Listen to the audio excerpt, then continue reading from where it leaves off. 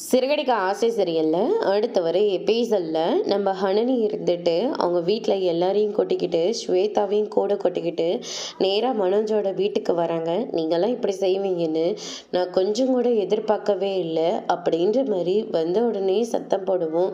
என்னாச்சு அப்படின்னு சொல்லிட்டு அண்ணாமலை கேட்டுக்கிட்டு இருக்காங்க. விஜயா அதுக்கு மேலே பதறி போகிறாங்க. நான் ரோகிணியை பார்த்து பேசினேன். இவங்க சொன்ன மாதிரி அடுத்த இயரிங்லேயோ இல்லை நாளைக்கே கூட டிவோர்ஸ் மட்டும் கிடைக்கவே கிடைக்காது. ஏன்னா ரோகிணிக்கு மனோஜோடு சேர்ந்து வாழணும்னு ரொம்பவே ஆசை இருக்குது. அது மட்டும் கிடையாது, இன்னும் 6 மாதம் கழிச்சு தான் தீர்ப்பே வரப்போகுது அப்படின்ற மாதிரி நடந்த எல்லா விஷயத்தையும் அரணி சொல்லிக்கிட்டு இருக்காங்க. இதை கேட்டோன்னு அண்ணாமலை இருந்துட்டு இவங்க சொல்கிறது எல்லாமே உண்மையா அப்படின்னு சொல்லிட்டு கேட்கவும், முத்து உங்ககிட்ட நான் லாயரை பார்த்து பேச சொன்னேன்ல, அப்பா லாயர் வேற ஒரு கேஸ் விஷயமா வெளியில் போயிருக்காங்கப்பா, அவங்க வர இன்னும் 2 நாள் ஆகும்னு சொல்லிட்டாங்க.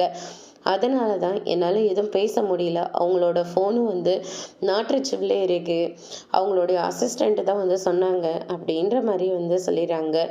இதை கேட்டோன்னே மனோஜ் கிட்ட போயிட்டு அரடி சொல்கிறதெல்லாம் உண்மையாடா அப்படின்னு சொல்லிட்டு கேட்கவும், உன்னோட ஆசைக்காக அடுத்தவங்க வாழ்க்கை எப்படி போனாலும் பரவாயில்லன்னு இப்படி ஒரு கேவலமான கருத்தை நீ செய்வியா அப்படின்னு சொல்லிட்டு அண்ணாமலை இருந்துட்டு ரொம்பவே கோவப்பட்டு விஜயோட கன்னத்தில் பலார்னு ஒன்று விடுறாங்க.